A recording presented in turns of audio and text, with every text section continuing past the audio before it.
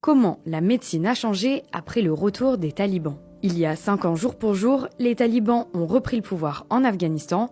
Depuis, la pratique de la médecine et l'accès aux soins ont complètement changé. On vous explique. C'est trop difficile parce qu'ils ont dû de supporter la douleur des fois.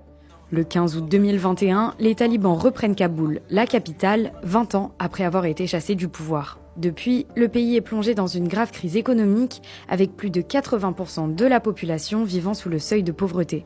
Les aides internationales sont suspendues pour éviter de financer le régime du groupe islamiste, mais c'est le système médical qui en subit les conséquences. 2 mois après l'arrivée au pouvoir des talibans, environ 2000 structures de soins ont dû fermer. Le phénomène a continué chaque année et en 2025, plus de 400 établissements de santé ont fermé leurs portes. Pour comprendre l'ampleur des conséquences, l'Express s'est entretenu avec Nayera Balki, dentiste afghane réfugiée en France depuis 2022. Normalement, en Afghanistan, on importe les matériels de l'Inde ou les autres pays, mais après l'arrivée du Taliban, pour quelques mois, tous les bords s'est fermé et tous les vols s'étaient arrêtés. C'était difficile pour les médecins d'obtenir les matériels.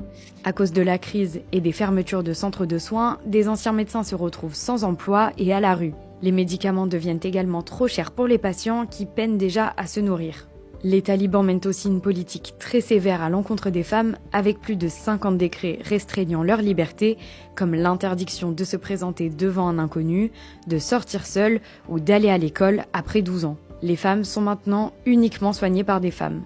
Et puisqu'elles sortent en réalité très peu et qu'elles doivent toujours être accompagnées d'un homme, elles ne vont se soigner qu'en cas d'urgence. Pour les praticiennes comme Nayera, aller exercer son métier devient aussi compliqué. Mon père était malade et j'avais pas aucun mahram là-bas.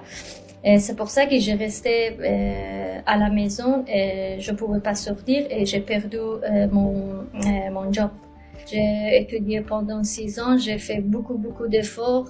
Après, j'étais dans une situation très dure. Nayera a donc quitté l'Afghanistan quelques semaines après l'arrivée au pouvoir des talibans, mais certains de ses proches sont toujours dans le pays et font appel à elle pour recevoir des soins. C'est trop difficile parce qu'ils ont dû de supporter la douleur des fois. Et des fois, ils m'appelaient et ils demandent la solution, mais c'est difficile pour moi parce que dans la série, c'est pas juste, c'est pas pour conseiller, c'est vraiment un travail de technique et manuel. Et même en cas d'urgence, dans les petites villes et les campagnes, il est difficile de trouver des praticiennes. Dans certains hôpitaux de grandes villes, en revanche, il reste des femmes médecins, des infirmières, des sages-femmes qui sont là exclusivement pour soigner des femmes. Mais puisque les jeunes filles ne peuvent plus étudier, ces femmes représentent la dernière génération de femmes médecins. Je souhaite que toutes les femmes dans tout le monde puissent vivre libres, étudier, puissent travailler et choisir leur avenir.